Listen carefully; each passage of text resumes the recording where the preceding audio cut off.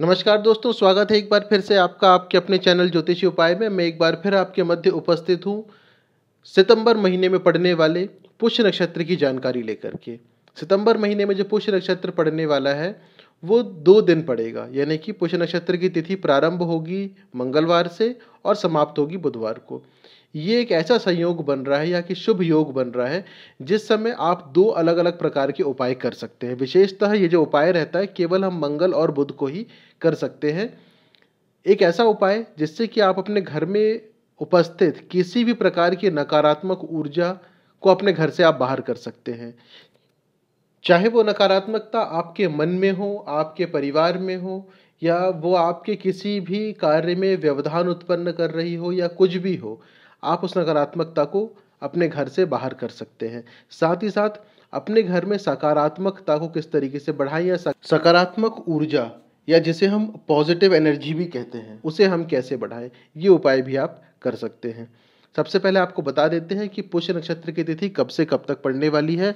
तो सितंबर के महीने में 20 सितंबर दिन मंगलवार रात्रि 9:07 से तिथि प्रारंभ हो जाएगी और पुष्य नक्षत्र की तिथि समाप्त होगी बुधवार 21 सितंबर रात को 11:47 पे। सबसे बड़ी बात यह है कि पुष्य नक्षत्र के साथ साथ एकादशी की तिथि भी सम्मिलित हो रही है। एकादशी जो है वो 20 सितंबर मंगलवार रात को 9:26 से प्रारंभ होगी, जो कि 21 सितंबर बुधवार रात को 11:34 पर समाप्त होगी। अब सबसे बड़ी बात यह है कि एकादशी की तिथि भी सम्मिलित हो रही है और साथ ही साथ मंगलवार का दिन भी है। मंगलवार का दिन यानी कि बजरंग बली से संबंधित होता है।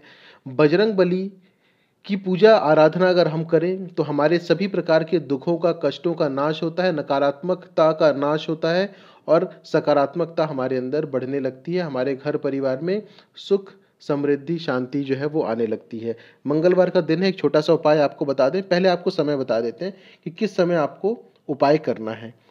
उपाय करने का जो समय है वो मंगलवार रात को 9:26 से 11:03 के बीच में आपको ये उपाय करना है। मंगलवार यानी कि 20 सितंबर का जो दिन है, उसमें भी जो समय आपको बताया है, उसमें भी रात को 10:32 से लेकर के 11:03 का जो समय है, ये अति शुभ समय है।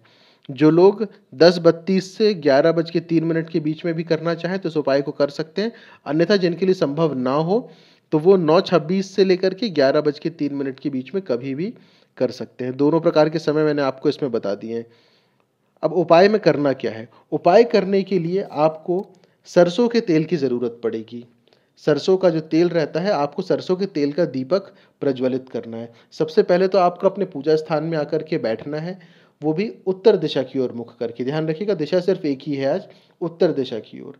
दूसरा, बजरंगबली की फोटो, मूर्ति या प्रतिमा आपके घर में जो भी हो, उसके सामने आपको एक सरसों के तेल का दीपक या दिया प्रज्वलित करना है, जलाना है और जैसे ही आप दिया जलाएं तो वहाँ पर एक लौंग, जो साबुत लौंग होता है जिसमें कि ऊपर का फूल बना हुआ रहता है, वैसा एक साबुत लौंग बजरंगबली के सामने आप रख दीजिए।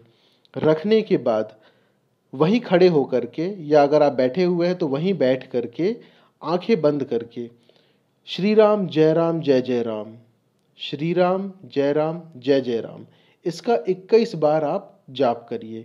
जब 21 बार जाप हो जाए तो जो लौंग आपने बजरंगबली के सामने रखा हुआ है उसे अपने हाथों में उठा लीजिए। उठाने के बाद आपकी जितनी भी समस्याएं हैं, जो आपकी परेशानी है, जिन चीज़ों को आप अपने जीवन से दूर करना चाहते हैं, उस लौंग को अपने हाथ की मुट्ठी में बंद करते हुए अपनी सारी समस्याओं का ध्यान करें और बजरंग बली से आपके समस्याओं का निवारण करने बोले तथा उस लौंग को अपने सिर से 7 बार उल्टी दिशा में, घड़ी जिस प्रकार से चलती है, घड़ी के जो कांटे घूमते हैं उसकी उल्टी दिशा में यानी कि एंटी क्लॉकवाइज डायरेक्शन या दिशा में आपको अपने सिर के ऊपर से उस लौंग को 7 बार घुमाना है। साथ ही साथ जब आप अपनी समस्या बोल रहे हो या जब बोल के आप जब हो जाए पूरा, तो फिर आप बजरंगबली से कहें कि जो भी मेरी समस्याएं थी वो इस लौंग के रूप में, इस लौंग के साथ आपको अर्पित कर रहे हैं तथा इस समस्या का आप निराकरण करें, निवारण करें। ऐसी प्रार्थना करते हुए जो दिया आपने बजरंगबली के सामने जलाया हुआ है सरसों के तेल का, उस दिए के अंदर इस लौंग को डुबा दें। पूरी तरह से लौंग डूब जाना चाहिए। अब ध्यान रखिएगा कि जब भी दिए का तेल खत्म होने लगेगा, या तो वो जो लौंग आपने उसके अंदर डाला है वो आखिरी में पूरी तरह से जल जाएगा।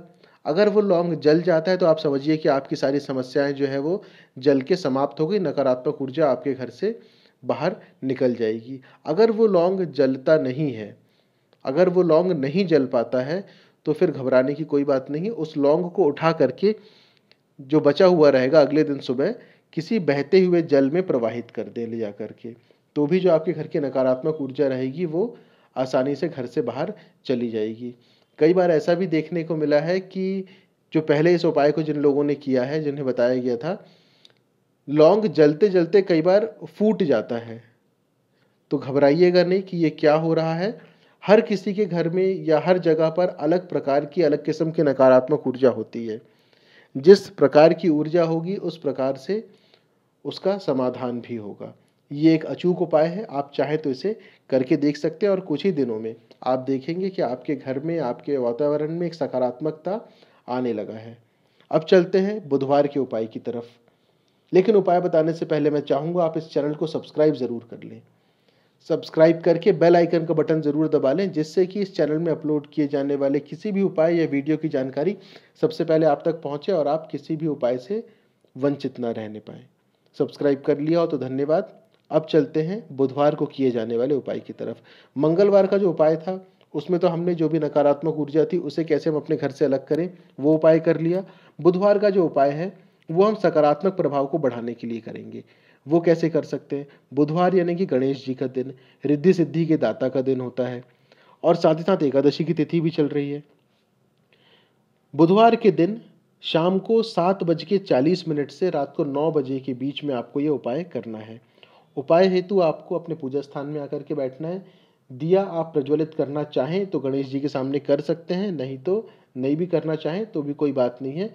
गणेश जी का ध्यान करते हुए आप सबसे पहले अपने पूजा स्थान में बैठिए। उत्तर दिशा, पूर्व दिशा या उत्तर पूर्व, तीनों दिशा में से किसी भी एक दिशा की ओर आप मुख करके बैठ सकते हैं। आसन का प्रयोग अवश्य करें बैठने के लिए। बैठने के बाद सबसे पहला काम, गणपति अथर्व शीर्ष का एक बार पाठ करें और जब गणपति अथर्व शीर्ष का पाठ हो जाए तो उसके बाद विष्णु सहस्त्र नाम का भी एक बार आप पाठ करें। ये दो चीज़ें आपको बुधवार के दिन करना है। ये जो दो चीज़ें आपको बताई है, गणपति अथर्व शीर्ष और विष्णु सहस्त्र नाम का पाठ, ये सुनने में और दिखने में बहुत सरल लगते हैं, लेकिन है ये उतने ही ज़्यादा प्रभावशाली। कभी आप इनके प्रभाव के बारे में किसी से सुनिएगा या पूछिएगा तो आपको पता चलेगा कि ये इतने प्रभावी क्यों हैं और इनसे क्या क्या हो सकता है। इसकी जानकारी मैंने पुराने वीडियोज़ में भी दी है। जब पाठ हो जाए तो पाठ होने के बाद आपकी जो भी इच्छा है, जो आप पूरी करना चाहते हैं या जो आप चाहते हैं आपके जीवन में पूरी हो, उनके लिए भगवान गणपति और विष्णु भगवान से प्रार्थना करें तथा पूजा में हुई किसी भी गलती के लिए क्षमा याचना करें। ये दो काम आप कर सकते हैं। अगर आप प्रसाद लगाना चाहें भोग में तो लगा सकते हैं, नहीं लगाना चाहें तो भी कोई बात नहीं। बस सच्चे दिल से भगवान को याद करिए, वही उनके लिए सबसे बड़ा प्रसाद होता है। एक विशेष बात आप ध्यान रखिएगा, मंगलवार को जो आप उपाय करेंगे उसमें केवल आपको अपनी समस्याएं ही बोलनी है, किसी इच्छा के बारे में नहीं बोलना है, क्योंकि आप अपनी समस्याओं को उस लौंग के माध्यम से जला रहे हैं या अपने घर से बाहर कर रहे हैं। इसलिए मंगलवार केवल अपनी समस्याएं ही बोलें। और बुधवार के दिन जो आपकी इच्छाएं हैं, जो आप चाहते हैं पूरी हो, उसके लिए आपको भगवान विष्णु और गणेश जी से प्रार्थना करना है। एक छोटा सा निवेदन और है आप लोगों से कि इस वीडियो को अधिक से अधिक लोगों तक आप पहुंचाएं ताकि हर कोई इससे लाभान्वित हो।